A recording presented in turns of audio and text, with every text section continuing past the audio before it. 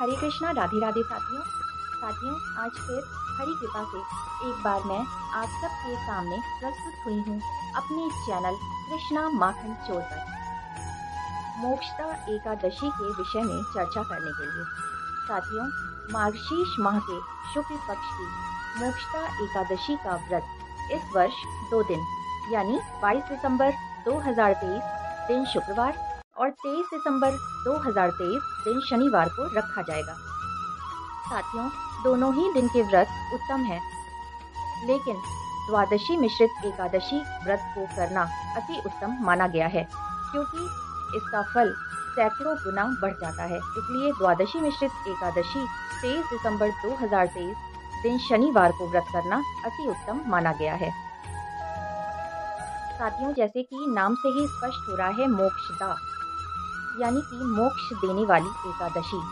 साथियों, इसी दिन भगवान श्री कृष्ण ने कुरुक्षेत्र में गीता का महान उपदेश दिया था, तो इस दिन गीता जयंती भी मनाई जाती है।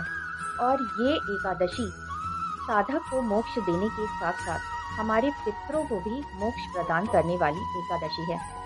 तो साथियों, इस एकादशी का व्रत फलाहार या निराहार से अवश्य ही करें, क्योंकि साधक के साथ साथ उसके पितरों को भी इससे लाभ पहुंचेगा, उनका भी कल्याण हो जाएगा। तो इस एकादशी का व्रत अवश्य ही करें।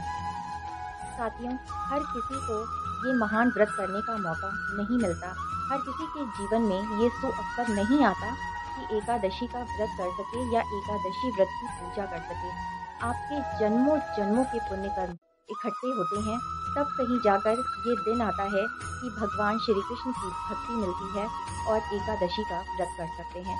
साथियों, यदि आपके मन में किसी भी समय ये विचार आए कि एकादशी का व्रत करना चाहिए, तो उस दिन ही आप एकादशी व्रत के लिए ठान ले मन में कि आपको करना ही करना है। साथियों, बहुत ही पावनमयी और बहुत ही पुण्यकारी दिन होता है एकादशी का, जिस दिन भगवान श्री हरि विष्णु स्वयं वास करते हैं। हरिवासर का दिन बहुत महत्वपूर्ण दिन है। साथियों, हम सब गृहस्थ जीवन में हैं, हमारे ऊपर बहुत सारी सांसारिक जिम्मेदारियां हैं, हमें रोज समय नहीं मिल पाता कि हम विधिवत पूजा पाठ कर सकें। हम जैसे गृहस्थों के लिए भगवान ने ये पुण्य तिथियां बनाई हैं, तो इन तिथियों का लाभ अवश्य ही ले। साथियों, इस दिन पूजा पाठ करें, भगवान श्री कृष्ण की प्रसन्नता के लिए हरे कृष्णा महामंत्र का पाठ करें, विष्णु सहस्त्रनाम का पाठ करें और मोक्षदा एकादशी के दिन गीता जयंती भी मनाई जाती है, तो इस दिन गीता पाठ तो अवश्य ही करें। साथियों, ये सब करने से हम अपने ऊपर के बैंक बैलेंस को बढ़ा सकते हैं, तभी हमारी सद्गति होगी। नहीं तो ये 84 लाख योनियों में हम कब तक भटकते रहेंगे। साथियों, कब तक भटकते रहेंगे। तो इन पुण्यकारी तिथियों का विशेष लाभ उठाएं। यदि आप व्रत फलाहार या निराहार से करने में असमर्थ हों, तो भी आप एकादशी व्रत कथा का पठन या श्रवण अवश्य ही करें, क्योंकि इसका भी गोदान करने जितना पुण्य फल प्राप्त होता है। और भगवान के श्री चरणों में समर्पित करते हुए अपने पूरे दिन को व्यतीत करें। आइए साथियों, एकादशी व्रत नियमों की चर्चा कर लेते हैं। साथियों, एकादशी व्रत 3 दिन का अनुष्ठान होता है, यानी ये व्रत दशमी तिथि से आरंभ हो जाता है। दशमी तिथि को किसी भी हाल में किसी भी तरह का तामसिक भोजन ना करें और रात्रि का भोजन शाम के 5 बजे तक हर हाल में कर लें, क्योंकि अब जाड़े के दिन चल रहे हैं, तो सूर्यास्त जल्दी होता है। तो शाम के 5 बजे तक यानी अंधेरा होने के पहले हर हाल में रात्रि का भोजन कर लें। यदि आपको इसके बाद भी भूख लगती है, तो आप रात्रि में फलाहार ले सकते हैं। उसके बाद अगले दिन यानी एकादशी तिथि के दिन साथियों, ब्रह्म मुहूर्त में उठकर नहाने के पानी में गंगा जल और काले तिल मिलाकर स्नान कर लें। साथियों, जब हम नहाने के पानी में नदी का जल मिलाते हैं, तो उस पवित्र नदी का जल मिलने से वो जल भी नदी का जल बन जाता है। तो उस जल से स्नान करने से हमें नदी स्नान करने जितना पुण्य फल प्राप्त होता है, और इस विशेष तिथि में तो हमें ऐसा जरूर ही करना चाहिए। उसके बाद साफ सुथरे वस्त्र पहनकर पूरे घर में गंगा जल के छींटे दें। फिर प्रेम भाव से अपने प्रभु को उठाकर प्रभु को पंचामृत से स्नान कराएं। नहीं तो नहाने का जो शुद्ध जल प्रभु के लिए आपने रखा है, उसी में गंगा जल, काले तिल, इत्र, पुष्प आदि मिलाकर प्रभु को स्नान कराएं। फिर प्रभु का बढ़िया सुंदर श्रृंगार और पोशाक धारण कराएं। फिर प्रभु को धूप, दीप, तुलसी दल, फल आदि अर्पित करें। फिर मोक्षदा एकादशी व्रत कथा का पठन या श्रवण करें। साथियों, जो लोग व्रत नहीं कर सकते वो भी एकादशी व्रत कथा को अवश्य ही पढ़ें या सुनें। इसका भी गोदान करने जितना पुण्यफल हमें मिलता है।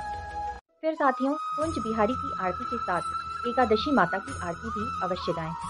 साथियों, एकादशी तिथि के दिन किसी भी हाल में किसी भी तरह की हिंसा ना करें, ना कोई लड़ाई झगड़ा, ना ईर्ष्या द्वेष और ना ही फूल पत्तियां आदि तोड़ें, क्योंकि उसमें जो छोटे जीव होते हैं वो अनजाने में ही हमारे हाथों से मर जाते हैं, तो उसका भी हमें पाप लगता है। तो ऐसा करने से हमें बचना चाहिए। मतलब हमें हमसे जानबूझकर एक चींटी भी ना मरे, ये हमारी कोशिश होनी चाहिए। साथियों, अपने पूरे दिन को पॉजिटिव रहकर, खुश रहकर प्रभु के श्री चरणों में समर्पित करें। हरे कृष्णा महामंत्र का जाप करें, गीता पाठ करें, विष्णु सहस्त्रनाम का पाठ करें और कुछ नहीं तो बैठे बैठे राधे कृष्ण, हरे कृष्ण, जो भी आपको लगता है वो आप प्रभु के लिए नाम जाप करें। फिर साथियों, अगले दिन यानी द्वादशी तिथि के दिन सुबह जल्दी उठकर नहा धोकर साफ सुथरे वस्त्र पहनकर पूजा की तैयारी करें। नियत समय में अपना व्रत खोलें और दान पुण्य करें। साथियों, एकादशी तिथि के दिन किसी भी हाल में तुलसी दल नहीं तोड़ना चाहिए, क्योंकि ऐसा करने से हम अनजाने में ही पाप के भागी बन जाते हैं। मैंने अपने पहले की वीडियो में भी आपको बताया है कि तुलसी दल एकादशी, द्वादशी, पूर्णिमा, अमावस्या, संक्रांति, इतवार और मंगलवार, सूर्य ग्रहण और चंद्र ग्रहण, इन तिथियों में किसी भी हाल में न तोड़ें, बल्कि पहले से ही इन तिथियों के पहले ही आप तुलसी दल तोड़ के रख लें। अगर आप भूल गए हैं तो जो तुलसी की पत्तियां क्यारी में गिरी रहती हैं, आप उनका भी प्रयोग कर सकते हैं। और 13 दिन तक तुलसी बासी नहीं होती। अगर आपके पास तुलसी दल रखे हैं तो आप उनको धोकर भी प्रभु के लिए प्रयोग कर सकते हैं। साथियों, एकादशी तिथि के दिन तुलसी काष्ठ यानी कि सूखी तुलसी का पौधा जो होता है, उसकी लकड़ियाँ, उसको लेकर प्रभु के लिए धूप की तरह अर्पित करें, धूप दिखाएं प्रभु को। अगरबत्ती समझ रहे हैं तो अगरबत्ती की तरह प्रभु को उसका अर्घ दें, धुआं दें। और तुलसी काष्ठ से ही प्रभु के लिए दीपदान करें। साथियों, इससे आपको पता है 10 करोड़ दीपदान करने जितना पुण्यफल प्राप्त होता है। तुलसी काष्ठ अति पावन है, उसको फेंका ना करें साथियों, उसको रख लें। तुलसी काष्ठ से आप विशेष तिथियों में यज्ञ हवन करें, दीपदान करें, प्रभु को तुलसी का धूप दिखाएं और प्रभु को तुलसी काष्ठ का तिलक लगाएं, क्योंकि ये उनका मन भावन हरि चंदन है। और ये बात मैं नहीं कह रही हूँ, बल्कि भगवान शंकर ने स्वयं पद्म पुराण में ये सब बातें कही हैं। साथियों, मैंने इसके ऊपर एक वीडियो अति दुर्लभ तुलसी महात्म्य व तुलसी महिमा का बनाया है, तो उसको भी जरूर देखिए। और साथियों, आप सबसे एक निवेदन है कि जब भी कोई मृत शरीर या किसी की मृत्यु शैया देखिए, चाहे वो आपके रिश्तेदार हों या ना हो, एक तुलसी काष्ठ अपने पास से उस मृत्यु शैया पर अवश्य ही रख दीजिए। इससे साथियों, सीधे सीधे उस व्यक्ति को वैकुंठ की प्राप्ति होगी, क्योंकि जैसे ही तुलसी काष्ठ और लकड़ियों के साथ चिता में जलेगी, वो सभी को पावन करके उस मृत शरीर को भी अति पावन करके सीधे सीधे वैकुंठ की प्राप्ति करवाएगी। साथियों, जब भी किसी का मृत शरीर देखिए, मृत्यु शैया देखिए, उस पर एक तुलसी काष्ठ अवश्य ही रख दीजिए। पापी से पापी व्यक्ति की भी सद्गति हो जाती है। आइए साथियों, भगवान श्री हरि विष्णु के श्री चरणों में नमन करते हुए हम मोक्षदा एकादशी व्रत कथा को सुने। मोक्षदा एकादशी व्रत कथा। गोकुल नाम के नगर में वैखानस नामक राजा राज्य करता था। उसके राज्य में चारों वेदों के ज्ञाता ब्राह्मण रहते थे। वह राजा अपनी प्रजा का पुत्रवत पालन करता था।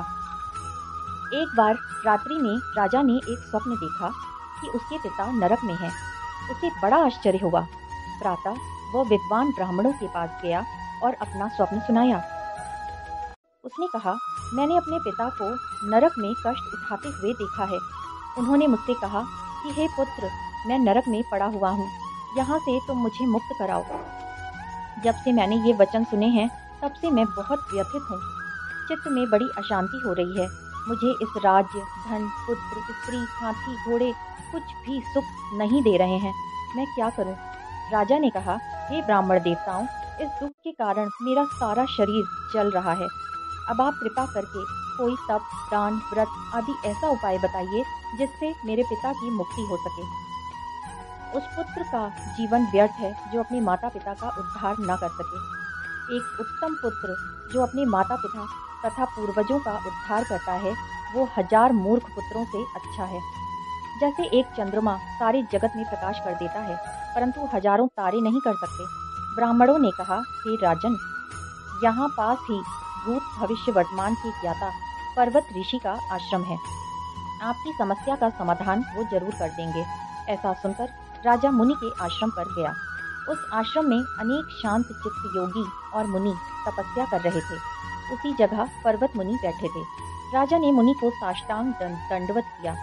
मुनि ने राजा से सांगोपांग कुशल पूछी। राजा ने कहा कि महाराज, आपकी कृपा से मेरे राज्य में सब कुशल है, लेकिन अकस्मात मेरे चित्त में अत्यंत अशांति होने लगी है। ऐसा सुनकर पर्वत मुनि ने आंखें बंद की और भूत विचारने लगे। फिर बोले, हे राजन, मैंने योग के बल से तुम्हारे पिता के कुकर्मों को जान लिया है। उन्होंने पूर्व जन्म में कामातुर होकर एक पत्नी को रति दी, किंतु सौत के कहने पर दूसरी पत्नी को ऋतुदान मांगने पर भी नहीं दिया। उसी पाप कर्म के कारण तुम्हारे पिता को नरक में जाना पड़ा। तब राजा ने कहा, इसका कोई उपाय बताइए मुनिश्रेष्ठ। मुनि बोले, हे राजन, आप मार्गशीर्ष एकादशी का उपवास करें और उस उपवास के पुण्य को अपने पिता को संकल्प कर दें। इसके प्रभाव से आपके पिता की मुक्ति नरक से अवश्य ही हो जाएगी। मुनि के ये वचन सुनकर राजा महल में आया और मुनि के कहे अनुसार कुटुंब सहित मार्गशीर्ष माह के शुक्ल पक्ष की मोक्षदा एकादशी का व्रत किया। इस उपवास का पुण्य उसने अपने पिता को अर्पित कर दिया। इसके प्रभाव से उसके पिता को नरक से मुक्ति मिल गई और स्वर्ग में जाते हुए वे पुत्र से कहने लगे, हे पुत्र, तेरा कल्याण हो। ये कहकर वो स्वर्ग से चले गए। साथियों, जो भी मार्गशीर्ष मास के शुक्ल पक्ष की मोक्षदा एकादशी का व्रत करते हैं, उनके समस्त पाप नष्ट हो जाते हैं। इस व्रत से बढ़कर मोक्ष देने वाला और पाप नाशक व्रत कोई नहीं है। मोक्षदा एकादशी व्रत कथा संपूर्णम। तो साथियों, फिर से मिलेंगे मेरे चैनल कृष्णा माखन चोर पर। तब तक के लिए राधे राधे।